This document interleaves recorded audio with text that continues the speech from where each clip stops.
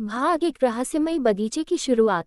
बहुत समय पहले पहाड़ों और जंगलों से घिरे एक छोटे से गांव में आर्या नाम की एक सुंदर और दयालु नारी रहती थी। आर्या का दिल बहुत साफ था और उसे प्रकृति से बहुत प्रेम था। वह रोज सुबह जंगल में घूमने जाती और पेड़ पौधों से बातें करती थी। गांव के पास एक पुराना और रहस्यमयी जंगल था। लोग कहते थे कि उस जंगल में एक जादुई फूल खिलता है जो हर किसी को नहीं दिखता। उस फूल में अजीब शक्ति थी, वह इंसान के दिल की सच्चाई को पहचान सकता था। गांव वाले उस जंगल से डरते थे, लेकिन आर्या को डर नहीं लगता था। एक दिन वह जंगल के अंदर बहुत दूर तक चली गई। चलते चलते अचानक उसे एक चमकती हुई रोशनी दिखाई दी। जब वह पास गई तो उसने देखा कि वहां एक बहुत सुंदर और चमकता हुआ फूल खिला हुआ था। उस फूल से हल्की हल्की खुशबू आ रही थी और उसके आसपास का माहौल बिल्कुल जादुई लग रहा था। आर्या हैरान थी, उसने पहले कभी ऐसा फूल नहीं देखा था। जैसे ही वह फूल के पास झुकी, अचानक उसे लगा जैसे कोई धीरे से उससे बात कर रहा हो। आर्या, तुम आखिर आ ही गई। आर्या घबरा गई। उसने चारों तरफ देखा, लेकिन वहां कोई नहीं था।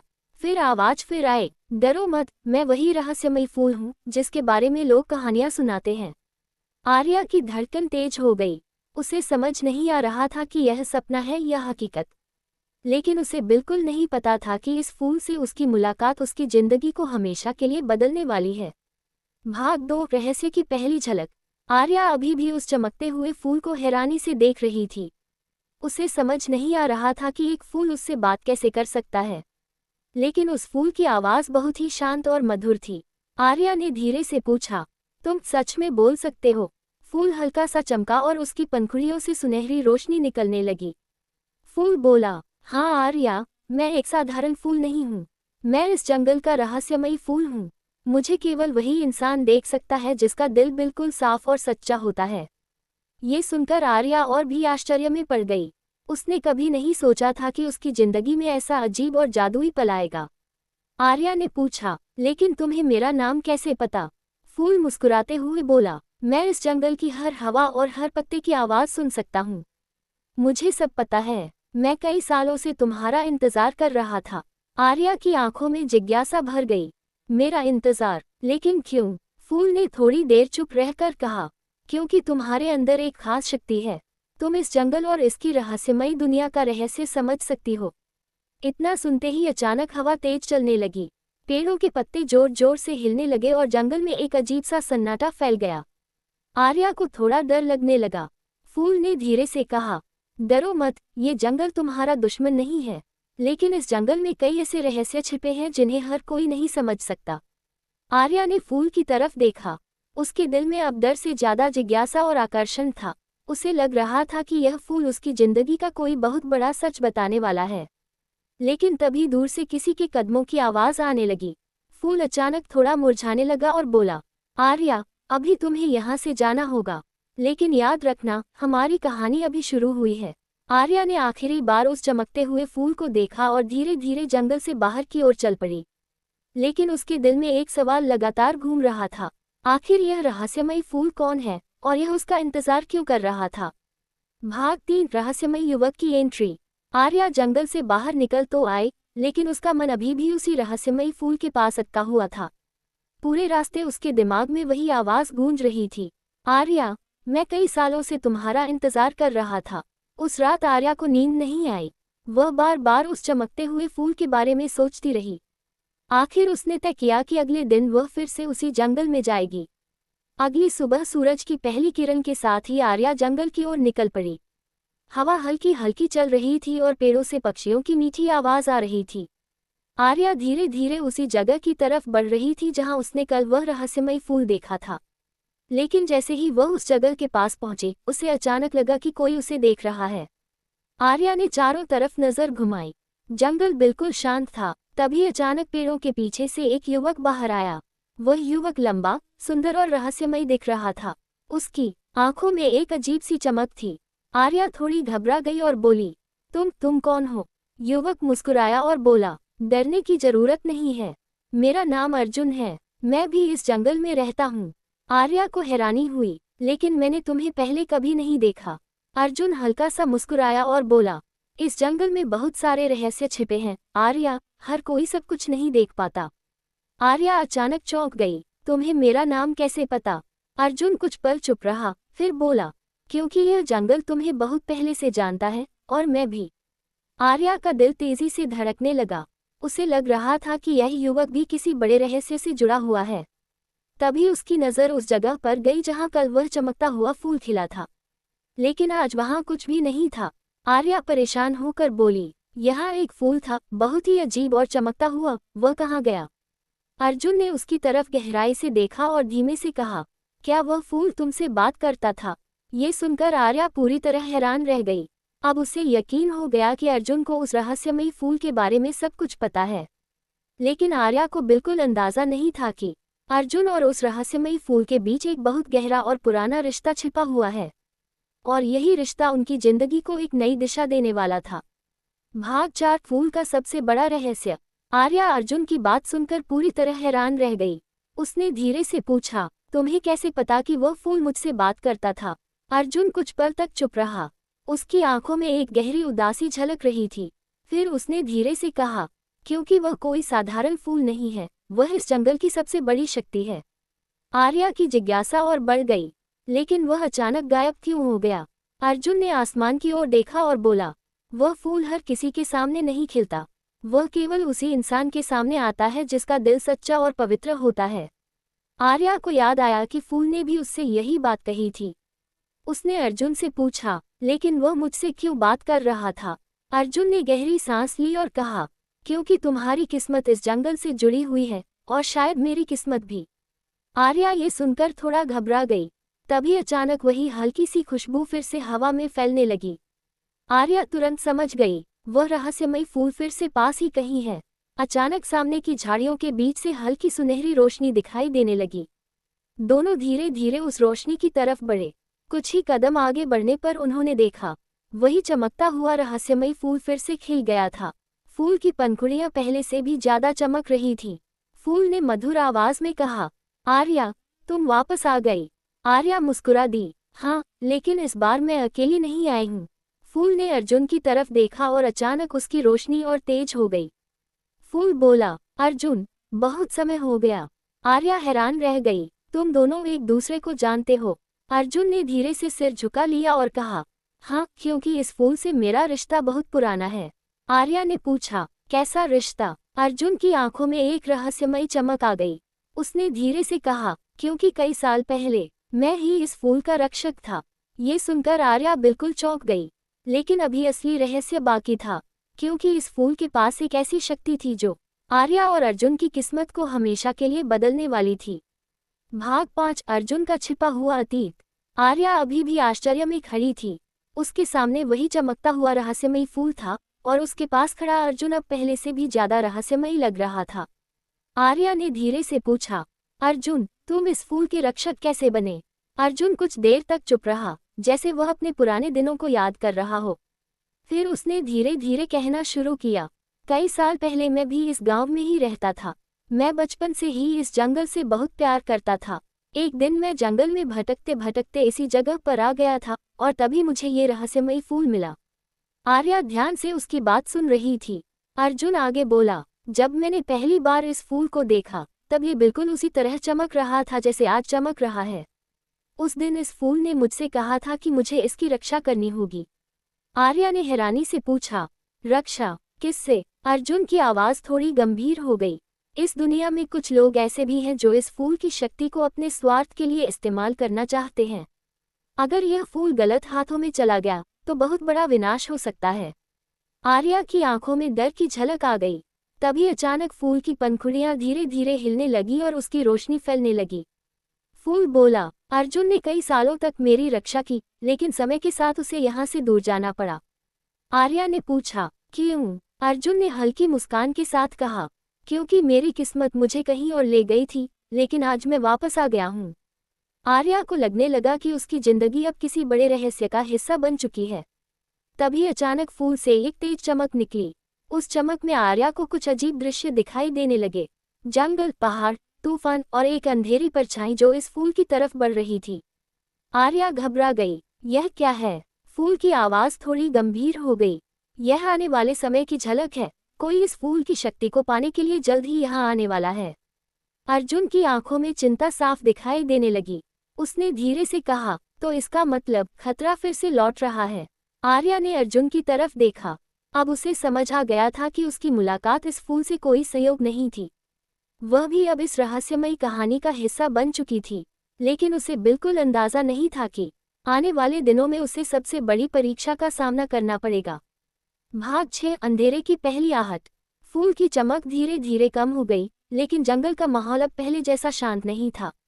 हवा अचानक तेज चलने लगी और पेड़ों की शाखाएं जोर जोर से हिलने लगीं। आर्या ने डरते हुए अर्जुन से पूछा, क्या सच में कोई इस फूल की शक्ति लेने आने वाला है?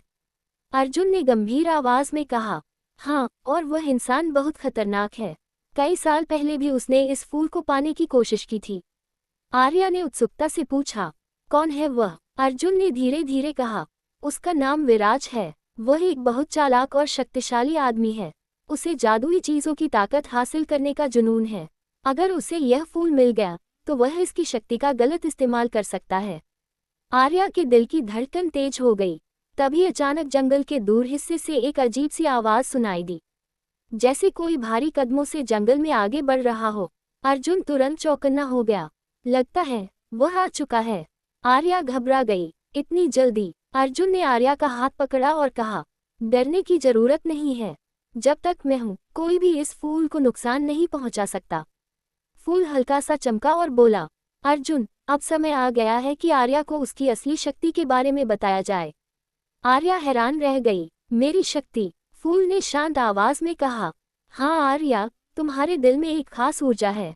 इसी वजह से तुम मुझे देख सकती हो और मेरी आवाज सुन सकती हो। आर्या ने कभी अपने बारे में ऐसा नहीं सोचा था। तभी अचानक जंगल में काले धुएं जैसा अंधेरा फैलने लगा। पेड़ों के पीछे से एक लंबी काली परछाई धीरे धीरे सामने आई। वह एक आदमी था जिसकी आंखों में लाल चमक थी। वह धीरे से हंसा और बोला, आखिरकार मुझे वह फूल मिल ही गया। अर्जुन तुरंत आर्या के सामने खड़ा हो गया। विराज, इस बार तुम सफल नहीं होगे। विराज की नजर आर्या पर पड़ी। वह मुस्कुराया और बोला, तो अब इस कहानी में एक नई लड़की भी आ गई है, दिलचस्प। आर्या का दिल तेजी से धड़क रहा था, लेकिन उसे महसूस हो रहा था कि अब उसकी जिंदगी का सबसे बड़ा रोमांच शुरू होने वाला है। भाग 7 पहली टक्कर। जंगल में अंधेरा और गहरा हो गया था। हवा तेज चल रही थी और पेड़ों की टहनियां डरावनी आवाज कर रही थी। सामने खड़ा विराज हल्की सी मुस्कान के साथ उस चमकते हुए फूल को देख रहा था। विराज बोला, कई सालों से मैं इस पल का इंतजार कर रहा था। आज आखिर वह रहस्यमयी फूल मेरे सामने है।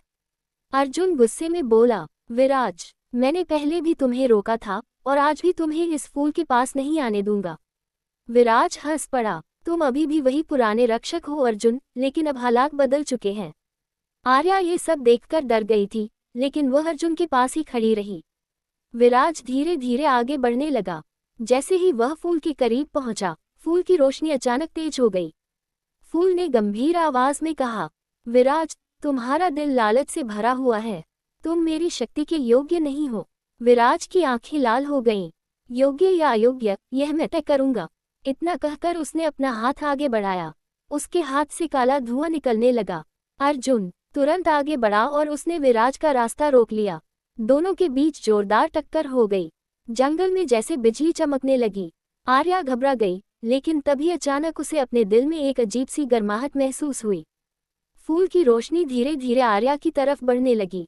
फूल बोला, आर्या, डरना मत। तुम्हारे अंदर वह शक्ति है जो इस अंधेरे को रोक सकती है। आर्या ने आंखें बंद कर लीं। अचानक उसके हाथों से हल्की सुनहरी रोशनी निकलने लगी। विराज ये देखकर चौंक गया। ये कैसे हो सकता है? अर्जुन भी हैरान था। आर्या की रोशनी जैसे जैसे बढ़ने लगी, विराज के चारों तरफ का काला धुआं कम होने लगा। विराज गुस्से में बोला, ये खत्म नहीं हुआ है, मैं फिर वापस आऊंगा। इतना कहकर वह अचानक काले धुएं में गायब हो गया। जंगल फिर से शांत हो गया। अर्जुन ने राहत की सांस ली और आर्या की तरफ देखा। तुम ठीक हो? आर्या अभी भी हैरान थी। अर्जुन, यह क्या था? मेरे हाथों से रोशनी कैसे निकल रही थी? फूल हल्का सा चमका और बोला, क्योंकि आर्या, तुम्हारी किस्मत अब इस जंगल और मेरी शक्ति से जुड़ चुकी है।